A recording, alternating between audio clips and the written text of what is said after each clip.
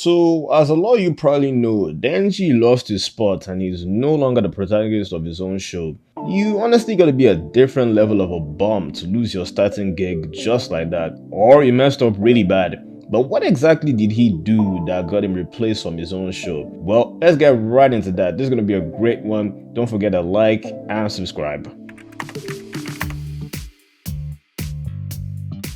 You see, the first thing we gotta realize is that every anime character needs a system around them to essentially be able to survive and thrive in their respective universes. And to further explain what I mean, I'm going to use two characters as a case study. The first being Monkey D. Luffy. We all know and love bro. But Luffy is really stupid. I mean, like, he's honestly dumb as hell. He can't do anything by himself, even something as simple as feeding himself. The Straw Hats are his support group and system that enables and allows him to succeed. And that's what I mean when I say you gotta have a system around you. Sure, Luffy is the most important character, but without the system around him, he would not be able to navigate the Grand Line, or be able to take care of himself when he's sick, or be able to read the poneglyphs, or even things that might seem trivial like him just being responsible. There's a reason why a lot of people stick around with their job even though they might not necessarily love it. The comfort the system provides to them to help navigate their daily lives is something a lot of people can't really live without, if we're being honest. And that really is the same for Luffy or any anime main character, to be honest. The system Luffy has that the Straw has basically created around him allows him to be himself to the fullest. Without it, he would have never left that barrel in the middle of the ocean and become a yonko of the seas. My second case study is Saitama, and the reason why I bring up Saitama is because even though he's by far the strongest person in this universe, he was still basically useless in the grand scheme of things. He didn't really make a huge leap into helping save humanity from all of the monsters. Sure, he was beating monsters here and there, but Saitama was just basically freestyling that whole entire time. He didn't really do anything until he joined the Hero Association. That's when he started to work with other heroes and go on missions, which allowed him to have more of a positive and direct impact in taking out the most fearsome monsters in the One Punch Man universe. My point is, whether you're the strongest guy in the world or some idiot stuck in a barrel, you're always gonna have to need a system that'll enable you to be yourself to the fullest. Denji is no different here. The number one reason why Denji is no longer the protagonist of Chainsaw Man is because he doesn't have any system around him. The way Denji could operate and move around in the first part of the story is not just possible in the second part of the story. In fact, when we first saw Denji for the first time in part 2, he was essentially doing the same thing Saitama was doing in the early beginnings of One Punch Man, just freestyling and fighting devils here and there. But like Saitama, this wasn't really leading to anything in the grand scheme of things. When you're just fighting for the sake of fighting, it does not really make a great or interesting story. There's no Aki, there's no power, there's no public safety to allow Chainsaw Man be Chainsaw Man and progress the story. And I'm sure you're probably wondering, why doesn't Fujimoto just create a new system that allows Denji to be Chainsaw Man to the fullest like he did in part 1? Well, that really isn't such a great idea because it's essentially trying to tell the same story we got in part 1 in part 2.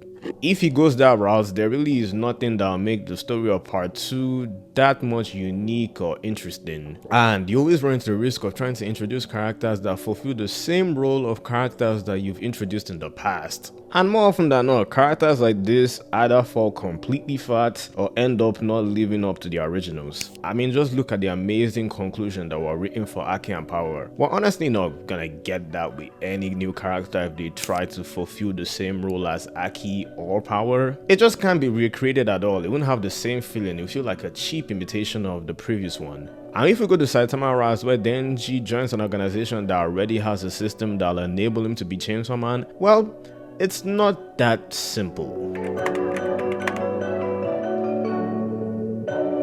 Denji actually quit the public safety at the end of part 1. I think it was Kishibe that told him to quit, but he quit. He's not there anymore. He didn't make an enemy out of the public safety by doing this, but let's just say his life hasn't been the easiest since he quit. I think a lot of people forget that Makima was in complete control of the public safety in Chainsaw Man Part 1. She basically had the whole organization cater to Denji. That's what really allowed the story of Chainsaw Man Part 1 to play out like it did. If we're being honest, the public safety does not operate like how they did in part 1. So yeah, they're definitely not an outlet for Denji to have a system that enable him to be Chainsaw Man. Nah, that isn't their job at all. I mean, the first thing they did to Denji when he stepped out of the line was to send him to a lockdown facility and experiment on him. So yeah, they are not fucking around. The public safety is not here to foster Denji at all. As a matter of fact, they are one of the main antagonists for part 2. There really is no system for Denji in Chainsaw Man Part 2, whether it's an established organization or whether it's people there to support him. Like, he doesn't have anything, except from Nayuta, yeah, but he doesn't have anything. And that really leaves him with one option: to live a normal life. And surprise, surprise, that's actually what happened in the show. He's living a normal life.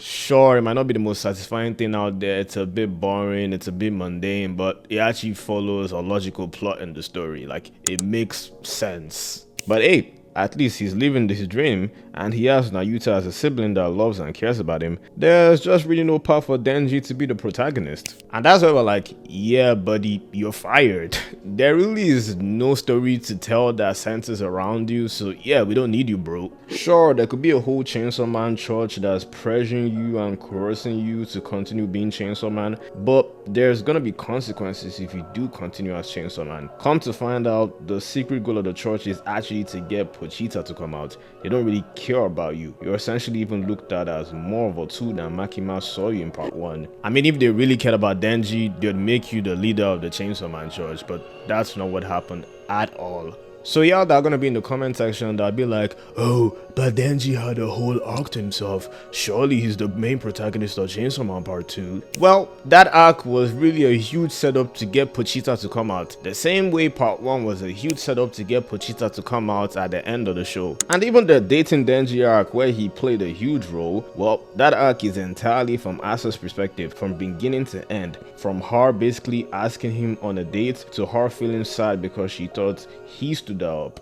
He's the main character in certain acts of the story, but Denji is not the main protagonist. I love Denji, but Fujimoto's choice of using him as a co-lead was nothing short of genius. While it might not seem like it because Denji is just a horny bastard, we've actually gotten to see how he's grown as a character from part 1 to part 2. We have instances like when he thinks about Ake and power when the fallen devil's abilities affect him, which shows he's actually dealing with the loss of these two, and he hadn't forgotten about them and just moved on. Which I was actually very happy about that, because I was like, ain't no way Denji like just forgot about Ake and power. Like, that stuff has to bother him. That was like really deep. So for Fujimoto to at least show that, yeah, like it bothers him but he kind of finds a way around it, that was a very nice touch. There's also a moment where he genuinely questions why he's such a horny bastard, which was a true moment of reflection for Denji. But Fujimoto had to Fujimoto. Yeah, he really did that. He really did that. But to be fair, that kinda had to happen, and let me explain why. Just give me a sec, please. Denji needed to have that personal clarity. Stay with me, stay with me. I'm gonna explain where I'm coming at. You see, Denji needed to feel guilty about going to the strip club instead of finding Nayuta. But instead of going to the strip club, he had that whole thing with Yoru. Technically, he got what he would have gotten from going to the strip club. He got his nod off, but it didn't really mean much, if we're being honest. I mean, we saw how Denji felt after that whole situation happened. He was like super depressed. And when Denji did see Nayuta, that post-no clarity hit bro like a train. I'm sure he was like, damn, my stupid ass was fucking around, now my little sister is dead. So yeah, the point was to make him feel more guilty, and kind of helped. Fujimoto technically did pull off Fujimoto in the worst way possible, but it had plot to it. That's all I'll say. It had plot to it. And that's enough for me. If you want more Chainsaw Man videos, watch this video here where I explain why Yoru is the most terrifying antagonist in Chainsaw Man. And that's all for me. Peace.